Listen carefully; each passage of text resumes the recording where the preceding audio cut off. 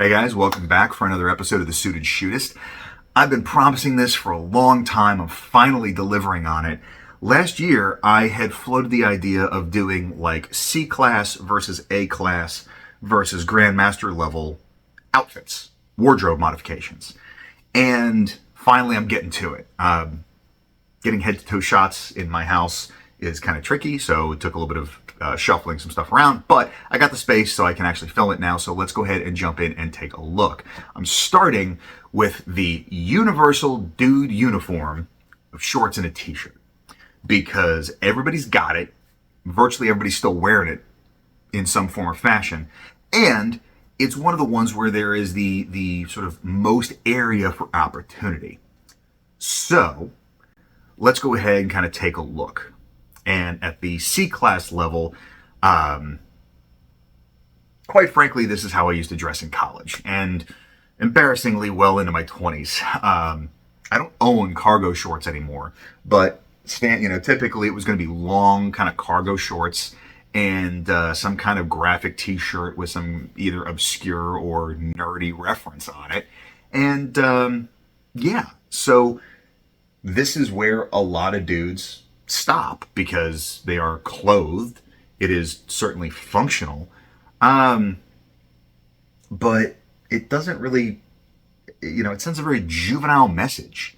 And so, when I started trying to dress better, this was one of the first things that I abandoned because, again, when you take a look at it, the shirt doesn't fit particularly well. The inseam on the shorts is way too long for my frame. And unless you are actively engaged in athletic activity, you should not be wearing athletic shoes. So obviously, if there are medical needs that come into play, that's its own exception. But for the most part, if you're not running, playing tennis, playing basketball, or doing some kind of sport, you can wear shoes other than, athletic sneakers. And we could do better. So let's take a look at bumping this from C-Class to A-Class, because again, not much really changes, but let's see what does. So again, it's still a graphic t-shirt, it's still shorts, and it's still sneakers. The difference here is the shirt fits a little better. It is a little bit more form-fitting in the chest and the shoulders. The shorts are a lighter material, so both visually and physically, they don't add nearly as much bulk and volume to my frame. And I'm wearing some CVs, they're canvas fashion sneakers, kind of in the same vein as Vans and Chuck Taylors and things of that nature. It's still basically the same outfit, but it's just a little bit cleaner. And that is kind of my point here, is it's very possible to still wear stuff that's comfortable and authentic, which is really the critical part, but without it looking juvenile. So just minor details. I picked up that shirt on my honeymoon in Punta Cana. So, there are still graphic t-shirts that can be worn, but, it's just a matter of kind of finding what jives, as opposed to, the stuff that you buy at like Kohl's or JCPenney. However, you can still do one better. So if we want to take this from an A-Class to a Grandmaster level, that's what this is going to be. And again, this is open to a certain degree of interpretation. All I changed here was the shirt and the shoes. Polo shirts are casual, okay? They're casual. I don't care what anybody says. It is just a t-shirt with a collar on it. That's it. However, I'm of the opinion, and a lot of people agree with me, that having a couple of buttons and a collar frames the face better than just the crew neck that just cuts everything off at the throat. So it creates a more flattering silhouette. And again, the trick is making sure that things fit properly, because I'm not a particularly yoked guy. I actually don't even know what my bicep measurement is.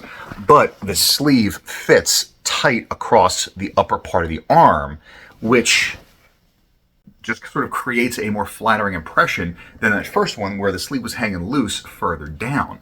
So fit is absolutely critical. Kept the shorts the same. And then I upgraded to my preferred leather driving box. Now, a leather sneaker would absolutely be appropriate here as well. I just happen to prefer loafers and moccasins to those. So, you know, you've got some things to play with here. But these are all very casual outfits. But you can see when you start kind of putting them side by side that as you clean up the fit and as you sort of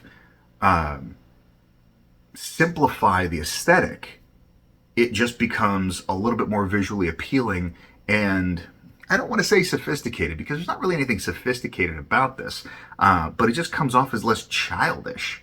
So these are the kind of things to look at, is making sure that your clothing fits properly, number one. And that's not just in terms of like the tag sizes, but making sure that it actually fits your physical dimensions, as well as sometimes less is more. You know, solid colors generally are going to be more versatile than patterns and prints and logos and stuff like that. And, you know, at the end of the day, leather footwear for adults is where it's at. So this is kind of the start of it.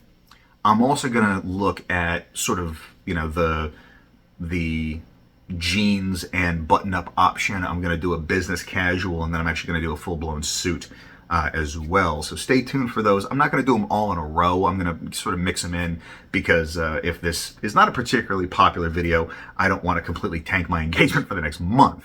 But let me know what you guys think. Is this useful? Is there a particular outfit combo that you want to see me address? Am I completely off base? Put it all down in the comments. Hope everybody has a fantastic week. Stay dangerous and stay sharp.